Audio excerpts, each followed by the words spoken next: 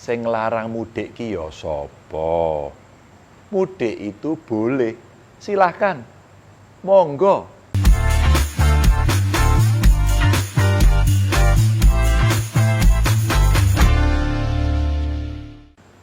Menjelang Lebaran ini, pasti banyak yang merasa jengkel dan sambat. Kenapa? Mudik yang adanya hanya setahun sekali itu kok dilarang lagi. Mungkin jenengan, koncon jenengan, ada yang grundel. Kalau di berita itu kan pemerintah ngakunya penanganan COVID sudah baik, sudah bagus, kasusnya menurun terus. Lah begitu mau Lebaran kok malah mudik dilarang. Padahal kemarin kan sudah ada yang disuntik vaksin sampai 2 kali loh. Lah terus apa sebenarnya faedahnya disuntik vaksin kalau pulang ke rumah saja dibatasi? Ada juga koncon jenengan, ya Masya Allah, galaknya minta ampun. Kalau nulis komentar di medsos, peraturan apa kuwi? Kalau yang dikhawatirkan kerumunan dan penularan, lah kenapa tempat wisata dibuka? Kenapa sekolah, kantor, pasar, mal, swalayan, tempat wisata, semuanya kok dibuka? Itu malah jelas-jelas sangat membahayakan dan sumber penularan. Masa yang dilarang kok cuma mudik? Alah, begitulah kalau koncon jenengan itu grundel dan cenderung misuh. Wono sing ngomong belgedes, kampret, cebong, macam-macam pokoknya. Lah gitu. Sekarang sebelum saya cerita ngunjuk riyin. Kaya kancaku kae lho diseruput.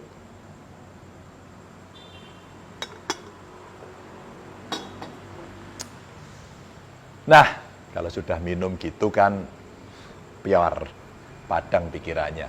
Enak diajak ngomong, penak diajak rembugan. Jadi begini, sing larang mudik ki ya sapa? Mudik itu boleh, silahkan, monggo. Ajak anak, istri, saudara, atau siapapun untuk mudik. Tapi mudiknya virtual saja. Eling-elingen, virtual saja. Seperti tahun lalu, saya masih ingat betul bagaimana rasanya meminta panjenengan semua untuk tidak mudik pada tahun lalu. Betapa susahnya kondisi kita di masa-masa awal pandemi. Setiap hari selalu saja ada saudara-saudara kita yang masuk rumah sakit. Hampir setiap jam ambulan berseliweran di jalan. Penggali kubur bekerja siang malam. Teman-teman tenaga medis bukan hanya berjuang menyelamatkan, tapi juga berguguran. Siapa sih yang mau kehilangan saudara? Siapa yang rela kehilangan orang tua? Kita ini sangat berpotensi jadi penyebab kematian 1, 2, puluhan, bahkan ratusan nyawa. Ini bukan soal tradisi atau agama, bukan soal suku atau negara, tapi menyelamatkan 1 nyawa saudara kita jadi jauh lebih penting dari segalanya. Masih ingat nggak kata Gus Dur? Di atas politik itu ada kemanusiaan. Saya mau nambahi, di atas politik, tradisi dan kebudayaan itu ada kemanusiaan. Dan berdiam diri, tidak bepergian, tidak pulang kampung, adalah laku kemanusiaan kita saat ini. Ya, kita hanya cukup berdiam diri di rumah untuk tidak memperumit masalah di tengah wabah. Mungkin jenengan pernah dinasehati simbah buyut. Nduk, wong urip iku aja nggugu karepe dhewe. Kabeh wis ana sing ngatur. Tapi yen kabeh melu ngatur, ya enten ana gelem. Maka ketika kemarin di Kabupaten Pati dan di Kota Semarang contohnya, ada warga yang nekat mudik dari luar daerah. Ya Allah, bukan hanya 1, 2, atau 3 orang yang tertular corona, tapi puluhan orang dan akhirnya satu kampung harus diisolasi. Yen wis kedaden ngono iku, lak yo kriwian dadi grojogan, geguyon dadi tetangisan toh. Coba itu lihat bagaimana India hari ini. Isine mung wong tetangisan. Ratusan ribu orang tertular setiap hari, bahkan gampang banget kita melihat orang tergeletak di pinggir jalan-jalan. Mayat berserakan di tempat pembakaran karena saking banyaknya. Ketatnya peraturan dan kejamnya polisi India ketika operasi ternyata tidak membuat warganya patuh dan takut. Kabeh dong gampangke. Semua meremehkan dan menyepelekan protokol kesehatan. Pakai masker males, kumpul-kumpul dan bepergian semau-maunya. Dan yang lebih ngegirisi, 3 juta orang di sana justru berkumpul tumplek-blek. Dadi siji menggelar acara tradisi di Sungai Gangga. Anda tahu akibatnya?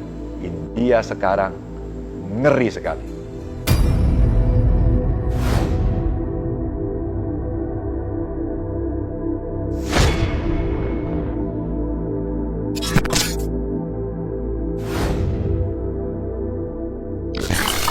Kalau bisa memilih, siapa yang mau memilih pandemi?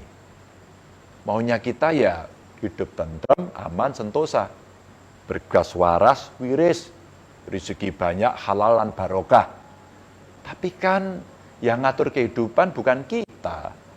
Kita ini kan sak dermo mampir ngombe, disangoni awak, ati lan pikiran. Makanya ayo jogo awake dhewe lan sedulur-sedulur. Gunakan hati lan pikirane. Kita kan sudah tahu apa yang mesti kita perbuat di masa pandemi ini agar semua sehat dan selamat. Kalau hati dan pikiran kita sudah tahu bahwa mudik itu akan menimbulkan kerumunan dan berpotensi sangat besar menularkan corona, ya ayo kita tinggalkan. Godaan untuk menentang pasti ada. Tapi ayo kita lawan biar semua aman.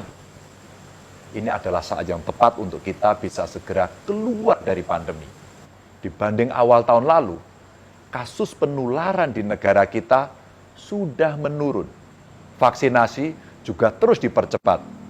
Jenengan semua juga tidak perlu polisi India untuk tertib protokol kesehatan. Usaha-usaha kita sebenarnya membuat pandemi di negeri ini sudah menuju titik akhir. Nah, ketika titik akhir pandemi sudah di depan mata, masa kita mau berputar lagi atau bahkan berjalan mundur menuju titik awal pandemi? Jangan sampailah rekasan dhewe selama ini ambruk justru karena perilaku kita sendiri. Maka Bapak Ibu, sedulur-sedulurku semua, kalau kangen sama yang di rumah, video call saja. Lebaran ini kita sungkem virtual. Kalau mau ngasih THR, langsung wus, transfer. Yang penting, jenengan sehat. Yang paling penting, Bapak Ibu, keluarganya panjenengan semua di kampung, sehat. Kita semua kan sudah saling mengerti.